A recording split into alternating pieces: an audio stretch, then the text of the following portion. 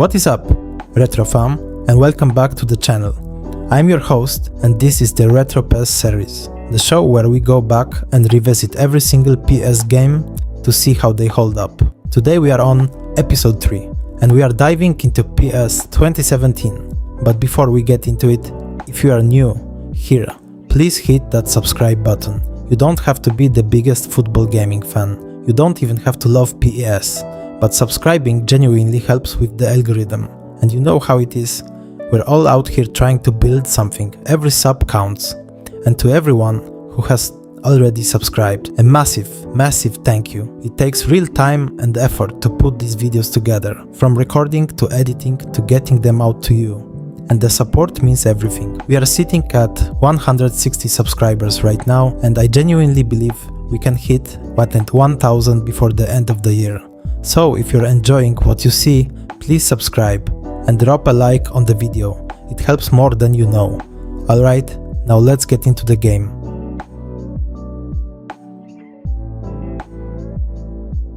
Okay, I'm not going to lie, PES 2017 is genuinely one of my favorite PES games of all time.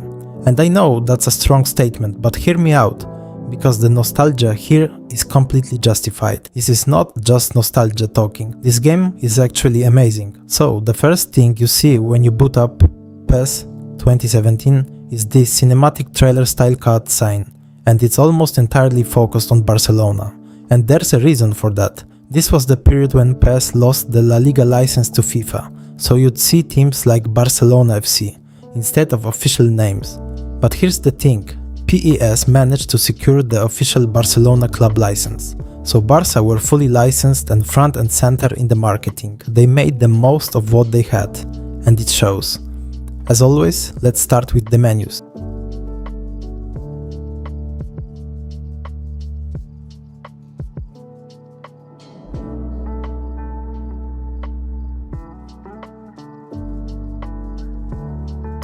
And straight away, if you're coming from PES 2016, you'll notice a big design change. The previous game had those cinematic backgrounds, with players moving around behind the menus, which looked great. PES 2017 went in a completely different direction. They switched to this clean, tile-based layout, a very Windows 8, Metro-style design, big tiles for each game mode, very minimal, very easy to navigate, and honestly, I think it works. It looks modern, it's clean, and you can find everything quickly, without digging through menus. A straightforward but effective redesign. Now, the soundtrack. And if you've been following this series from the beginning, you already know. This is my favorite part of every PES episode, because old PES games had some of the most underrated soundtracks in gaming history, full stop. They were never as big or as packed with mainstream tracks as FIFA, but every single song they chose just hit differently. There's something about those tracks that carries memory with them. Every time you go back to an old PES game, the music brings everything flooding back. And PES 2017 is more of the same, but arguably even better. This is actually the game that got me listening to the PES soundtracks, outside of the games themselves, just on Spotify, on YouTube, in the background, while I was studying or chilling. That's how much the music hit for me. I could go on about this for the whole video, but let me just give you a taste of what I'm talking about.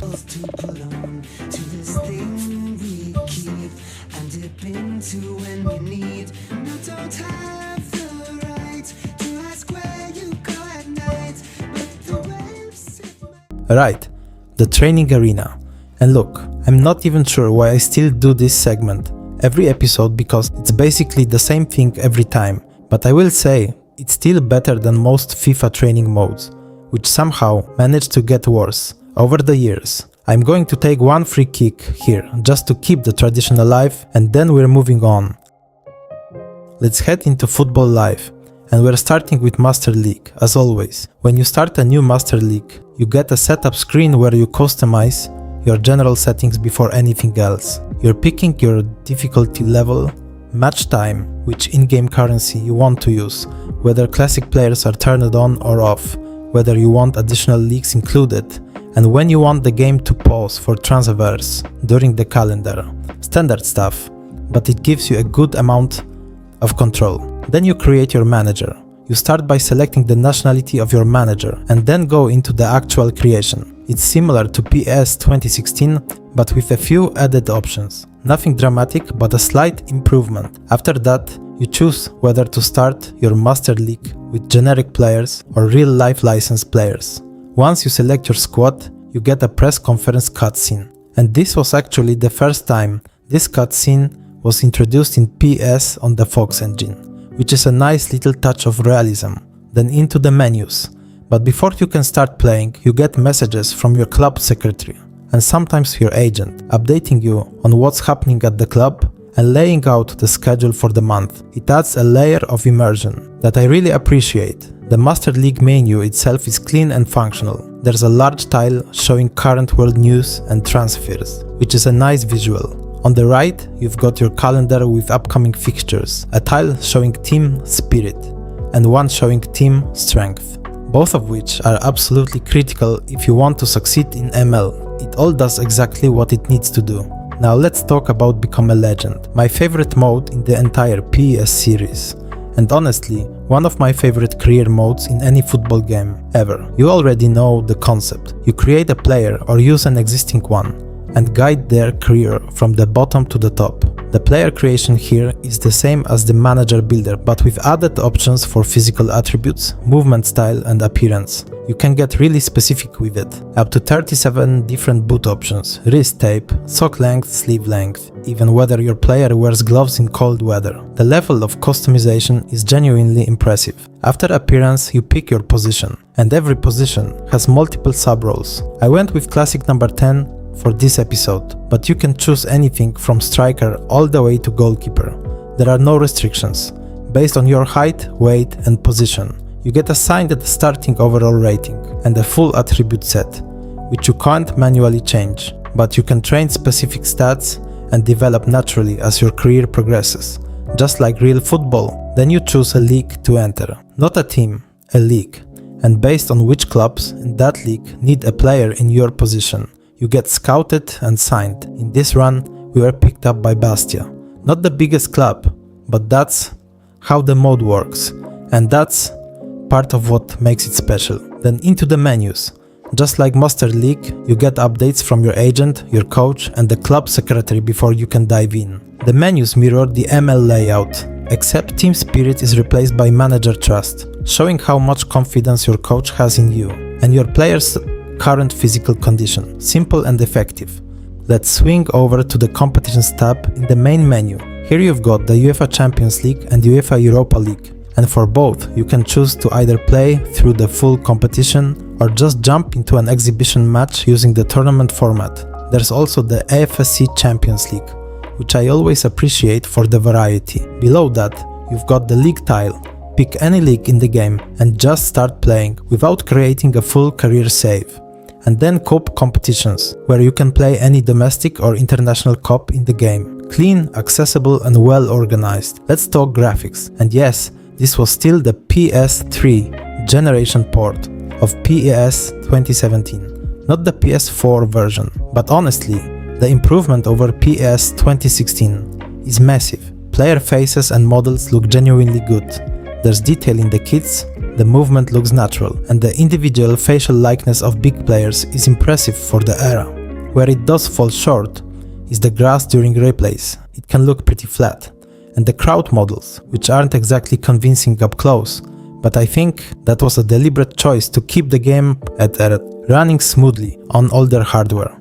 And it's hard to argue with the results. What really sells it is the atmosphere. Different stadiums feel genuinely different. The lighting, the crowd noise, the way the camera moves during replays, it all adds up to an experience that pulls you in. This game isn't the best looking by 2026 standards, obviously, but the immersion is there. I've been playing it for a while since I reinstalled it. Some of you may have caught that on my shorts, and I still get completely lost in it. And now, the main event, the gameplay. And this is where PES 2017 absolutely earns its reputation. Can someone please let me know in the comments whether there's a PES 2017 gameplay mod for Football Live 2026? Because I really, genuinely love how this game plays, and I would love to have it in a modern option file setup. This is, in my opinion, one of the best gameplay experiences ever built on the Fox engine. Think about the timeline. PES 2014 was the first Fox engine PES, and by 2017, Konami had 3 years of learning and iteration behind them. The result is a game that feels completely polished. It's fluid, it's not broken, and players move the way human beings actually move. Dribbling is where this game really shines, if you've got the right player. And yes, I'm mainly talking about Neymar Jr. The dribbling is fast, fun, and incredibly satisfying. Every single touch of the ball is visible. You can see the ball roll off the player's foot, adjust under their stride, and react to contact. There's no ball sliding through feet, no player magnetically following a path. It feels organic, the ball has real weight to it. Passes feel like they have momentum.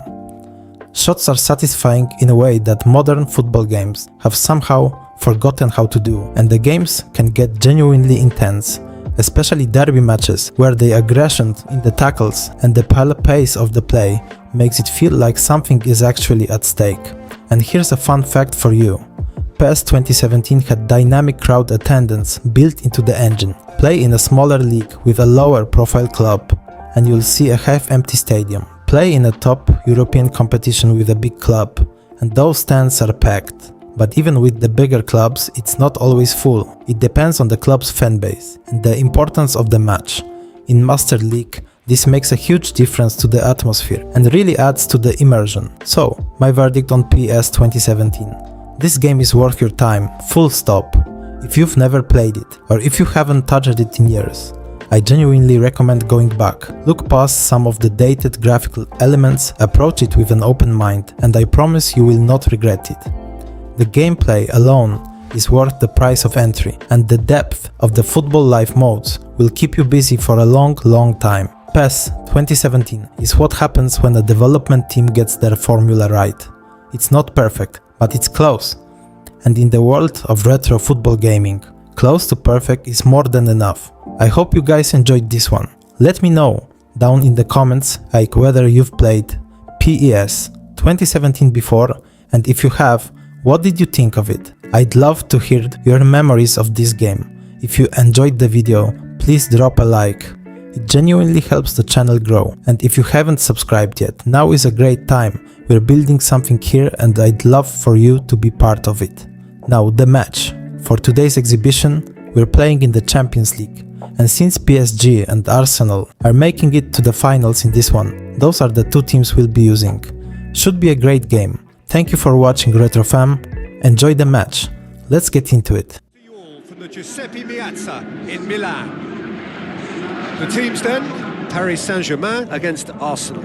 I'm Peter Drury and this is Jim Beglin. A delight to have him on board. Well, thank you very much, Mr. Drury, and hello to everyone.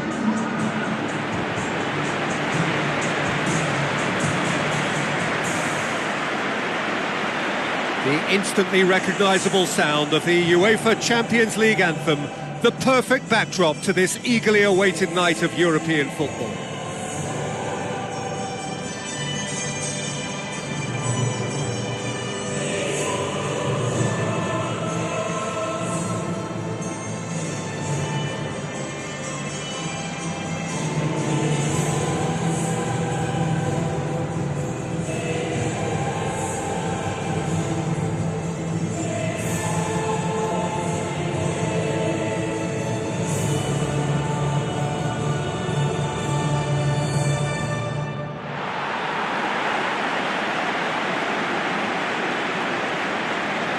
Ibrahimovic, Matuidi, whistle's gone, that's a foul.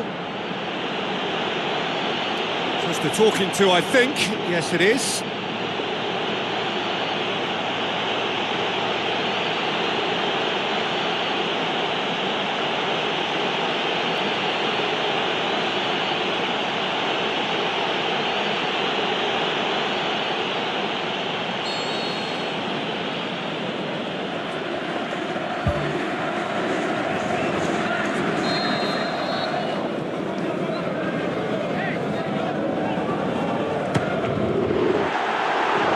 That was venomous.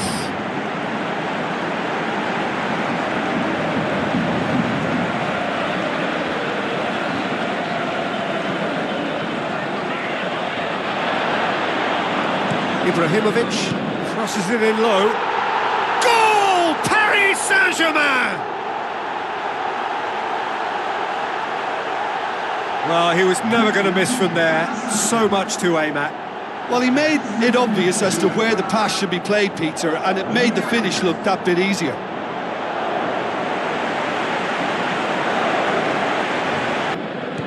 Paris Saint-Germain are seeing a lot of the ball and have a 1-0 lead to show for it. He's away! He scores! Finishing doesn't come simpler than that. Bang in front of goal. Cavani, looks like a good ball through. Matuidi looking to get on the end of this. Goal! Paris Saint-Germain! And they get themselves in front! Oh, the cross was inch perfect and the header unerring. Ozil, Giroud, Oxlade-Chamberlain gets his head to it!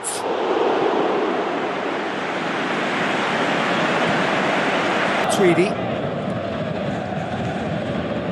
And it's Cavani.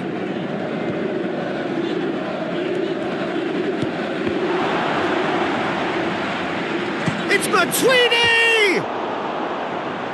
Ramsey. Brings it forward. And it's Cavani.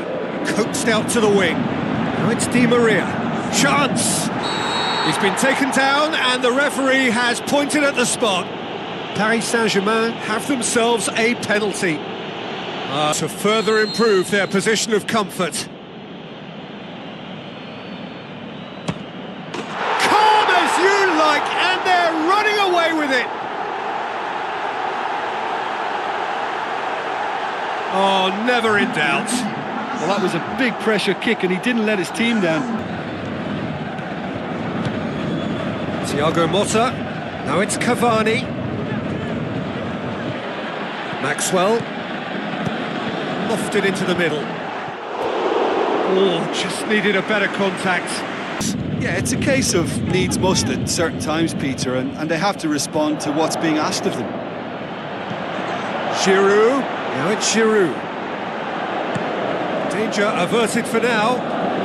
He's been made the scapegoat after that, but I guess something had to be done. I suppose it did need a little change. And he's there to make a great save.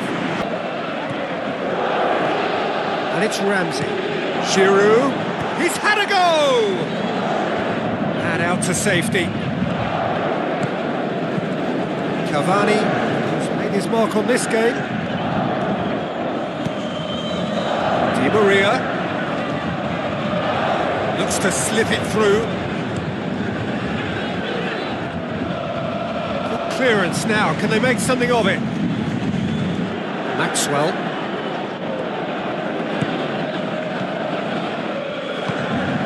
Cavani. Massive leap!